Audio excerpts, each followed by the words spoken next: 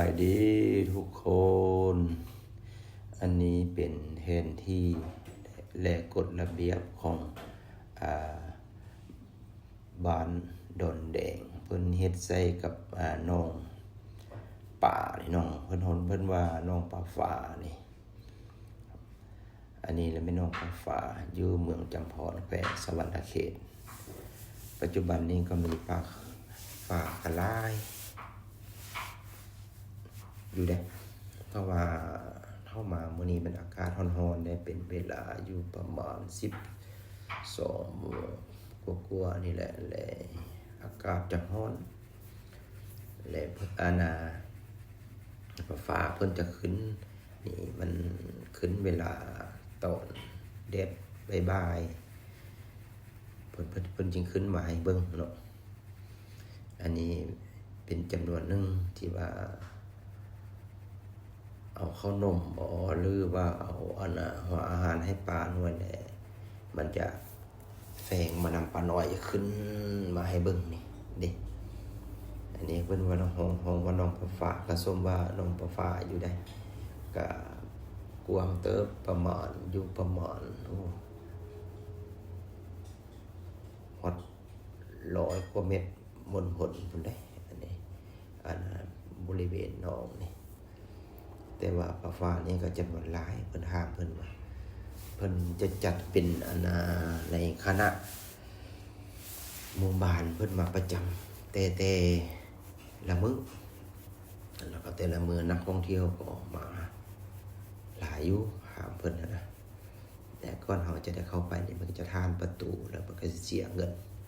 เข้าไปก็บ่หลายเสียเงินเข้าไปก็สมที่ว่าราคาอยู่ไปเราก็จะเห็นปลาเป็นนี้หากว่าผู้ใดบ่เคยเห็นปลาฟ้าก็ให้มาเบิ่งอยู่บ้านดอนแดงเมืองจำพรแขวงสวรรณเขตนี่อันนี้ห้องปลาฟ้าเด้ปลาฟ้านี่มันอยู่กับป่าแบบนี้นี่มันอยู่หนองนี่เฉพาะมาตั้งแต่ดังแต่เดิมตั้งแต่โบราณกาลพุ่นแหละซึ่งว่ามันน้ำท่วมก็มันก็บ่หนีนะมันก็อยู่เขตนี้คือเก่าอยู่หนองนี่คือเก่าแล้วเพิ่นเฮ็ดเป็นอนุรักษ์เป็นแหล่งท่องเที่ยวของเมืองจำพรไว้เลยบัดนี้นะว่าซั่นถามเพิ่นเฮาได้คร่าวๆนี่ป่านี่ก็หลายอยู่ได้เห็นขึ้นมานี่ก็ดี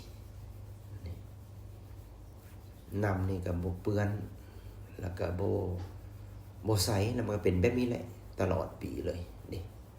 อันนี้ป่านี่เราให้เบิ่งตามธรรมชาติอยู่แบบสบายใจแล้วนะหากว่าผู้ใดอยากมาเที่ยวมาชมก็ให้มาเพิ่นว่าโตใหญ่ๆนี่ก็มีหน้าต่างมันจะถึง 6-70 เมตรก็มีแต่ว่ามื้อนี้มันอากาศร้อนหลายบ่เห็นบ่ขึ้นมาให้เบิ่งเห็นแต่ซำนี้ว่าซั่นซะโตกำลังเป็นบ่าวเป็นสาวแหละเพิ่นว่าออกมาลิ้นมาเที่ยวเพิ่นพวกหาวพร้อมออกมาโชว์โตให้เบิ่งเพิ่น หลังจากมีปลาฟอกปลาฟ้านี่ให้เบิ่งแล้วเพิ่นยังมีเป็นวัฒนธรรมของเขตนี้ตำโฮกแห่ใหม่สิ้นใหม่เพิ่นก็ออกมามีให้เบิ่งอยู่เนาะมันจะขึ้นมาบนเพิ่นจิกปีเพิ่นก็จะมาเห็นเป็นวัฒนธรรมลาวของเฮาสมัยดั้งเดิมมีตำโฮกสินแผ่ไหมนี่เพิ่นตำให้เบิ่งมีให้เบิ่งอยู่เด้มีเพิ่นฮ้องว่าบางอย่างนี่กวักฝ่ายบ่อีซังนี่แหละคนรุ่นใหม่เนี่ยอาจจะบ่เข้าใจปานใดเนาะคันว่าตำโฮกแผ่ไหมนี่